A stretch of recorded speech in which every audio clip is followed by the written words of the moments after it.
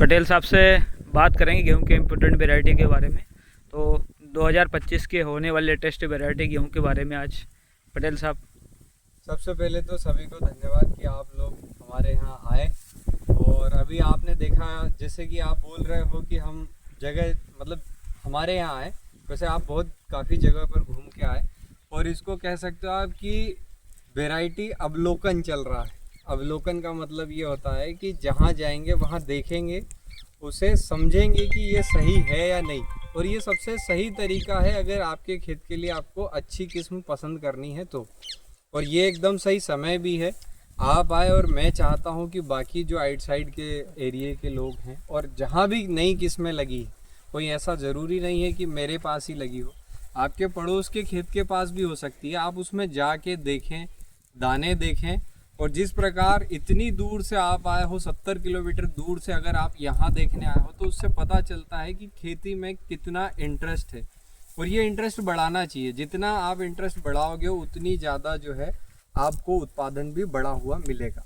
क्योंकि आप इंटरेस्ट लोगे तो आप नई वैरायटी पे जाओगे, नई वैरायटी पे जाओगे तो नए सब चीज़ों को देखोगे, जैसे उत्पादन का इम्प्रूवमेंट, खाद बीज का इम्प्रूवमेंट, तो ऑटोमेटिक आप देखोगे कि आपकी उपज जो है वो बढ़ जाएगी।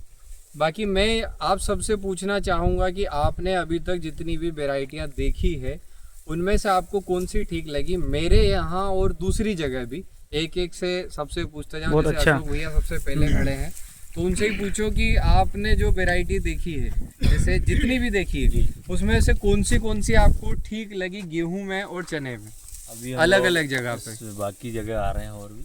सबसे पहले जगह जगह बता दो कि कहाँ कहाँ। अभी हम परमानंद भाई के यहाँ से आ रहे हैं। परमानंद जी के यहाँ पे बारंगा। उसके बाद में गुरु जी के यहाँ है, गुरु जी के यहाँ दामोदरपुरा। उसके बाद में आपके यहाँ है जी। तो अभी लगभग वैरायटी जो है जो 85 है, हाँ, वो सभी जगह अच्छी प्रदर्शन कर रही है। 77 है, वो भी अच्छा प्रदर्शन कर रही है जी। और चने में आपके यहाँ 3-4 वैरायटी जो है, हाँ, वो अच्छी है, सूटेबल।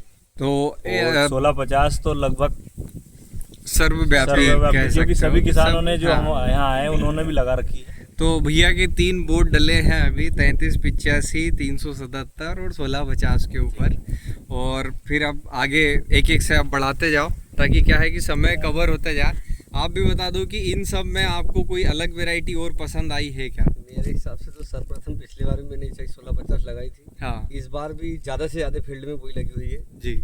इसके बाद 377 भी, लेकिन पहला वोट मेरा 1650 को ही जाएगा, पूछा वजस्वी को। हाँ, सेकंड में मैं मानता हूँ कि 377 मेरे हिसाब से, बाकी आप लोगों का सबका अनुभव अलग अलग है। हाँ, और तीसरे नंबर में 3385 को वोट करूँगा। तो मतलब 1650 अच्छी लगी हमको। हाँ, पूसा कीर्ति। हाँ, वो भी मतलब तेजस की फीलिंग है उसमें कुछ। हाँ, तो वो क्रॉसिंग तेजस वाली जो उसके हाँ, अंदर, तो इसलिए वो हमको ऐसा लग रहा है वो कि लेके चलती है। भाई साहब से पूछिए आप। मुझे तो 1650 अच्छी इसलिए लगी क्योंकि वो जल्दी है, मतलब उसका सब सिस्टम मूंग वाले के लिए भी ठीक है। DVW 377 है तो ठीक, पर वो थोड़ी सी लेट है मूंग वाले किसान के लिए, थोड़ी सी लेट ड्यूरेशन। इसके बाद में 3385 भी ठीक है, पर ये भी थोड़ी सी लेट है। हाँ, इसलिए पहला वोट HI 1650 पहला सबसे फेवरेट। तो इससे देख सकते हो आप कि भले 2 साल हुए हैं रिलीज को, लेकिन दम आगे लगा रही है उसमें जान है। हाँ, नई वैरायटी को हमने जो लगाई है, मतलब हमारे भी फील्ड पे काफी सारी वैरायटियां लगी हुई है। DVW भैया ने तो पंजाब को यहाँ उठा के लेके आया मतलब लोग वहाँ पंजाब जाते हैं, ये पंजाब को इधर ले आए कि चलो तुम ही चलो हमारे साथ। हाँ, तो मुझे तो DVW 377 जो मेरे खेत में परफॉर्मेंस कर रहा है, हाँ, उसके बाद 1650, हाँ, और आपके यहाँ जो देखी 3385, ये भी जबरदस्त लगी हुई है। गुरुजी के यहाँ जो हमने देख के आए हैं, पूसा मंगल क्या 88, वो भी काफी अच्छी वैरायटी है तेजस। और एक चीज और है, जैसे आप ये फील्ड देख सकते हो, ये हमारी फील्ड जो है वो थोड़ी कमजोर रहती है, क्योंकि हमारे यहाँ मिट्टी जो है उतनी गहराई में नहीं रहती है। तो क्या है, हर जगह की सिचुएशन अलग रहती है। मैं ये नहीं कह सकता कि आप मेरे से ज्यादा गेहूं प्रोडक्शन नहीं ले सकते, 100% ले सकते हो, क्योंकि हर जगह मिट्टी का वेरिएशन है। तो अलग अलग जगहों पर वैरायटी अलग अलग पसंद आ सकती है। तो फिर जाएंगे अब आगे, क्योंकि अपने पास लंबा कवरेज है, थोड़ा जल्दी जल्दी घुटा लेते हैं। कोई नहीं है आसपास। HI 1650 अभी तक सर्वगुण संपन्न, हाँ, चाहकर भी बुराई नहीं निकाल सकते उसकी, एक भी किसी से भी अगर बोले तो। उसके बाद उत्पादन के अगर मामले में देखेंगे तो 377 सब पे भारी है। आप कहीं भी देखेंगे उसकी बालियों साइज दानों का वजन और 60 ड्यूरेशन 125 दिन में, क्योंकि कोई सी वैरायटी आपकी प्राथमिकता होना चाहिए कि आपको कौन से सेगमेंट में कितने दिन में वैरायटी चाहिए। और अपने यहाँ जो त्रिफसिल का क्षेत्रफल है उसमें 60 ड्यूरेशन 120 से 25 दिन वाली जो भी वैरायटियाँ हैं वो सक्सेस होंगी। अगर आपको मूंग का फील्ड नहीं लगाना है तो जो लंबी वैरायटी जैसे WH 1270 बहुत ज़बरदस्त परफॉर्मेंस रहने वाली उसकी भी, और HD 3385 भी, अगर उत्पादन और जो क्वालिटी है उसकी सीड की वो भी देखना है तो वो भी बहुत शानदार रहेगी। और 60 ड्यूरेशन में कम पानी में देखना है तो भैया DBW 359, मतलब वो भी 2 पानी में, जहाँ भी पानी जो चने का विकल्प देख रहे हैं आप कि चने नहीं लगाना, चने में दिक्कत आ रही है, तो 359 बहुत अच्छी वैरायटी होने वाली है। तो ये 3-4 वैरायटी मेरी नज़र में बहुत, और 327 पिछली बार की जो वैरायटी ऑफ द ईयर है वो भी मतलब उसको कम मत मानो, बहुत दिखती कि कमज़ोर है लेकिन निकलती भरपूर है। बाकी फील्ड वीट में जाना चाहिए, ये मेरा, तभी मतलब अलग अलग फील्ड में मालूम पड़ेगा। कम दिन में अगर देखा जाए तो 1650 सबसे जोरदार है मूंग के लिए। और अगर उत्पादन लेना अच्छा, मूंग नहीं बोना है, मतलब लेट है थोड़ी, तो HD 3385 और 377 ये सबसे शानदार लगे। कम बीज, ज़्यादा उत्पादन, कम खर्च। सभी ने बताई है, चूँकि सबका वैसा ही मत मेरा भी है कि अगर मूंग ग्रोइंग फार्मर अगर हैं तो उनके लिए 1650 काफ़ी अच्छी है। और अगर जिनके यहाँ मूंग नहीं है, जो उनको लंबी ड्यूरेशन में अगर देखा जाए तो 377 भी काफ़ी अच्छी वैरायटी है।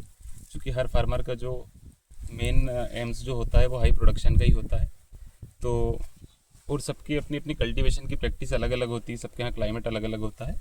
लेकिन ओवरऑल जैसे हमने 3-4 जगह जो फील्ड देखी है उसमें तीनों ही वैरायटियाँ काफ़ी अच्छी है। दुर्गेश भैया का भी लोग भैया काफ़ी दूर से आए हैं आपके साथ मूंग के में। लिए तो 1650 ही बेस्ट लगी मुझे तो, और ग्रेन क्वालिटी भी अच्छी है।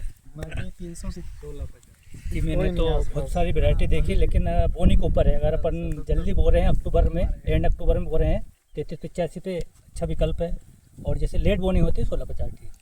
तो मैं आपको अब एक कंक्लूजन बता देता हूँ कि क्या करना है, क्योंकि जब इतना सब सोचोगे फिर ये सोचना पड़ेगा कि करना क्या है। क्योंकि ये वीडियो तो देख ली, तो एक सीक्वेंस बनाना है, सीधी सी बात, कि हमें खेत कब बोना है और कब काटना है। अगर आप अक्टूबर में सोइंग कर रहे हैं तो HD 3385 और 377 आप ले सकते हैं, कोई दिक्कत नहीं है। लेकिन अगर आप लेट होते हैं और आपको मूंग की फसल भी लेनी है तो आपको 1650 लेना। ये एक सीक्वेंस बनाना है। अगर आपके पास 3 खेत है और वाटर मैनेजमेंट करना और सेम टाइम सोइंग है तो उसमें भी आप एक काम कर सकते हो कि एक खेत में 377, एक में 3385, एक में 1650। क्यों?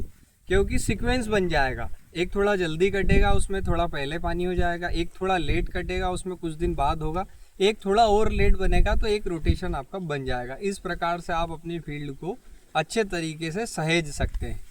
यही हो सकता है। बिल्कुल। और कम पानी वाले क्षेत्र के लिए 360 मैनेजमेंट है, हाँ। इसके बारे में भी थोड़ा सा बताएं ताकि किसान आपको फॉलो करके उसी मैनेजमेंट के थ्रू अपना हाई प्रोडक्शन ले सके। कम लागत में अधिकतम हमारे पास कोई ऐसा विशेष मैनेजमेंट नहीं है, मतलब मैंने कोई ऐसा अलग न्यूट्रिशन या कोई हाई फर्टिलिटी हम नहीं करते। जो भी कुछ होता है पानी और जो मिनिमम न्यूट्रिशन बैलेंसिंग जो होती है उसी को लेके चलते हैं। अभी भी हमने आज तक ऐसा नहीं हुआ कि 1.5 बोरी या 2 बोरी DAP पे गए। अभी भी हम वही 1 बोरी के कल्चर पे हैं। 2 बोरी, इस बार 2.5 बोरी यूरिया किया है, क्योंकि एक बार 1 बोरी और एक बार मतलब 1.5 बोरी डालने का सिस्टम बनाया था। तो वही प्रोसेस है। बस ये है कि पानी और टाइमिंग मैनेजमेंट करना ही मेरे लिए सबसे बेस्ट गणित मैं मानता हूँ। और अपने इधर क्या है कि ज़्यादातर अब तो अपन थोड़े से इनोवेटर्स टाइप हैं, सब कुछ जानते हैं नई वैरायटी के बारे में, लेकिन जो 80% जो फार्मर है वो सही सा टाइम पानी भी मतलब है ना, सही सा ड्यूरेशन पे नहीं दे पाते कि अपने कितने कितने गैप से पानी देना है। मेन अगर फसल में कोई चीज़ है तो वो है पानी। मैं ये मानता हूँ कि उत्पादन को एडजस्ट अगर आपको करना है तो पानी का मैनेजमेंट आपका सही होना है। खेली हुई है। तो वही हम जानना चाह रहे हैं आपके माध्यम से। हम जो है पौधे जैसे क्राउन रूटिंग आती है तो हम क्राउन रूट को देखते हैं, मतलब जो कल्ले फुटाव वाली जो जड़ आती है तो हम उस टाइम पानी लगाते हैं। और ऐसा नहीं है कि हमारे यहाँ हर साल प्रोडक्शन अच्छा आता है। लास्ट ईयर हमारे यहाँ 16-17 का एवरेज निकला। कोई बहुत ऐसा नहीं कि मैं बहुत एक्सपर्ट हूँ तो किसानी भी एक्सपर्ट ही होगी, क्योंकि ये सब क्लाइमेट आधारित है। वो चाहे तो सब कुछ कर सकता है और वो चाहे तो सब कुछ करा हुआ मिटा सकता है। जैसे अभी हमने क्या किया, हमारे यहाँ पानी की एक डिमांड थी लेकिन हवाएं चालू हो गई थी, जहाँ पानी 1-2 डोरे में लगाया था नीचे बैठने लग गए थे, हमने पानी रोक दिया। तो वो कंडीशन हर जगह मैनेज करनी पड़ती है। मैं ये मानता हूँ हर किसान अपनी ज़मीन का सबसे एक्सपर्ट इंसान है, क्योंकि उसने उसको 25 साल 20 साल से देखा हुआ है। मैं वहाँ जाके खेती नहीं कर सकता और आप यहाँ आके खेती नहीं कर सही सकते। बात, सबकी अलग तो अलग मैं किसी को ऐसा सजेशन दे ही नहीं सकता कि आप मेरे को देख के ये कर लो, क्योंकि ये रॉकेट साइंस है। अब मैं भैया से कह दूं कि भैया तुम 20 दिन में पानी दे दो, इनकी खेती खराब हो जाएगी, क्योंकि इनके यहाँ भारी नहीं वो बड़ा वाला पत्थर धरा हुआ है मिट्टी के ऊपर, तो इतनी भारी मिट्टी है। तो हर जगह का वेरिएशन है।